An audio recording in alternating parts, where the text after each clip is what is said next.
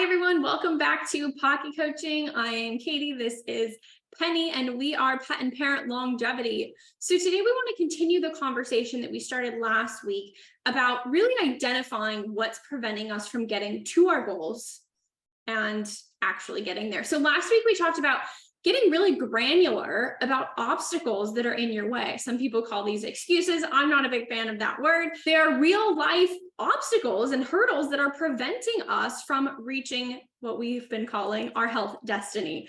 So once we've identified those, whether they're physical, they're emotional, they're logistical, financial, whatever they are for you, and you've written them down, all of them, we now want to address each one specifically.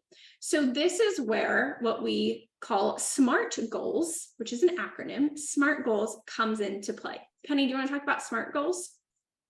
Yeah, so SMART goals it's a framework to make sure, it's a framework to ensure that you can succeed. Because if you were just to say, do you know what, I'm going to backpack through China next July, then how am I going to get there?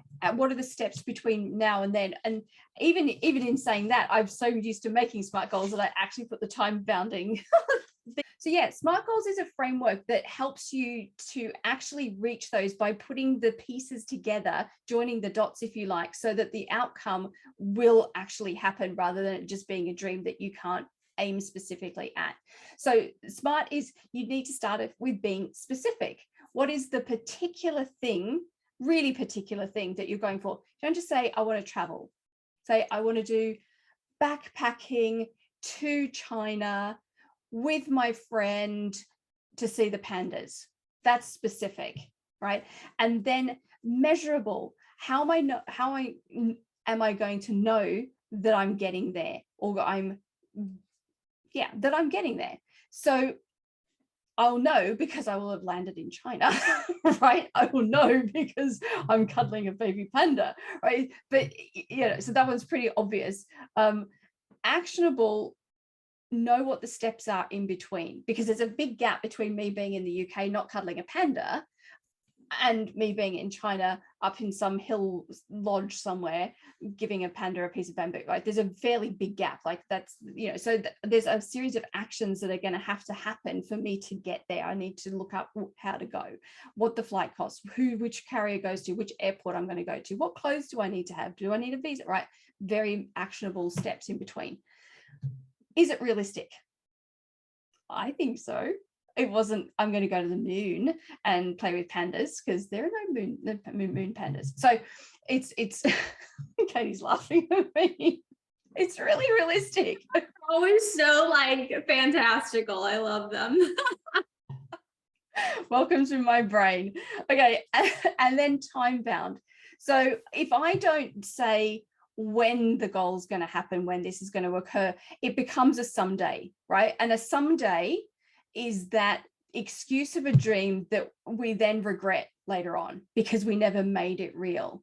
Someday never comes unless we do these other things in order to make it happen. And then you ask people, what do you regret about life? Well, I always said I was going to do this thing, but it never happened. Someday didn't come around. So time bound means I'm going to say that China trip to cuddle a panda with my best friend up in the hills is going to happen next August.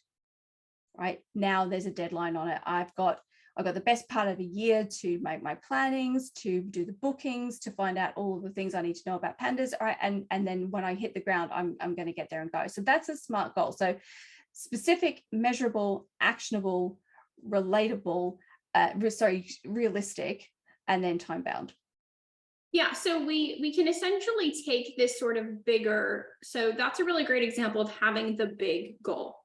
And we literally chunk it down from there. So let's bring this around to health. So we can use the example, Penny, that you shared before a few weeks ago when we talked about this a little bit on a live, where you talked about moving your bedtime earlier because you weren't getting enough sleep, and you know that that's not great for your health. So this is one that a lot of people struggle with. So if the specific goal is I'm going to go to bed at midnight instead of 1 a.m., for example, so that's specific.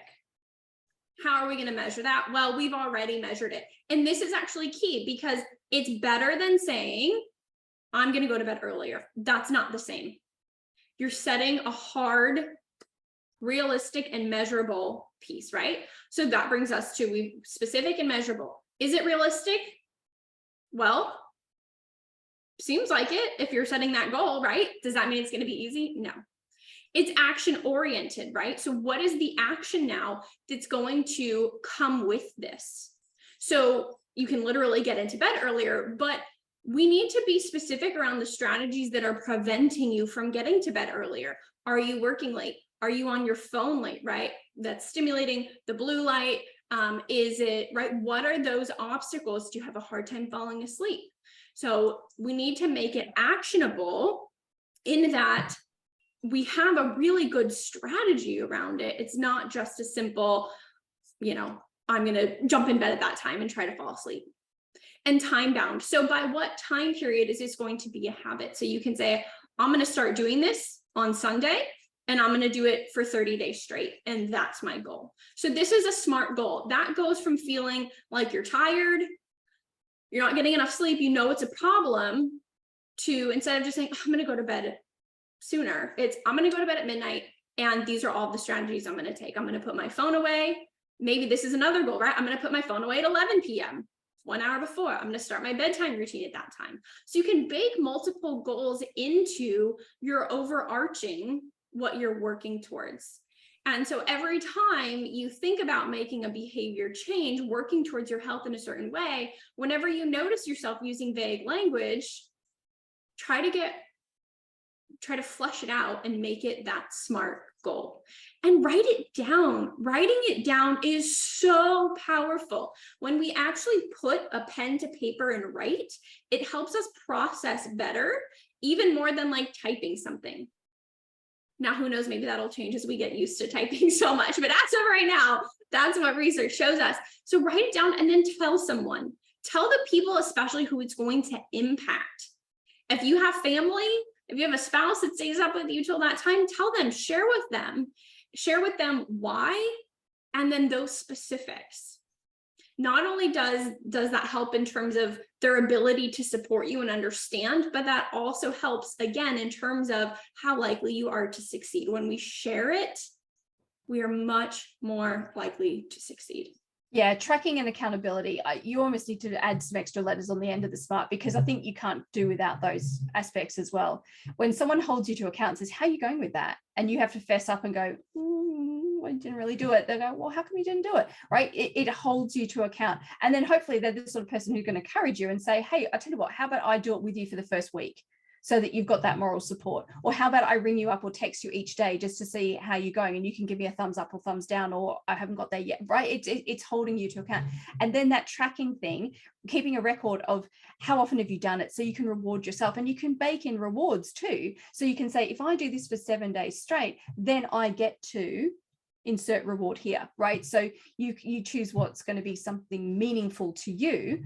But yeah, acknowledge that you did the hard things, and give yourself that pleasure at the end as a satisfaction, as a milestone, because that helps keep your motivation up as well. And remember, in all of this, that you're doing it for you, right? Because you're worth it, and you're the best person ever. Before or past history, whatever, you are the best person at being you, and the gifts that you have, you are the best person to bring those forward. So if you're compromising you because you're holding back, you're letting fear get in the way, you're letting excuses block you when you don't need to, right? If you're believing that it's not worth it because no one's going to listen to you, you don't matter, ditch all of those lies and know that you have a destiny here to do something incredible. And who knows what's going to open up when you make those little changes, and you can inspire somebody else to do something, or you now have the energy to go and say yes to something that then has a bigger impact, or whatever it might be, right? But when we're limited, when we hold ourselves back, we rob the world and the people around us that we care about of our best version of self. And we end up being the sort of person who has regrets on their deathbed, right? We don't want any of that for you. We want you to flourish into the best thing you've got going. So go for it, knowing that it is worth it.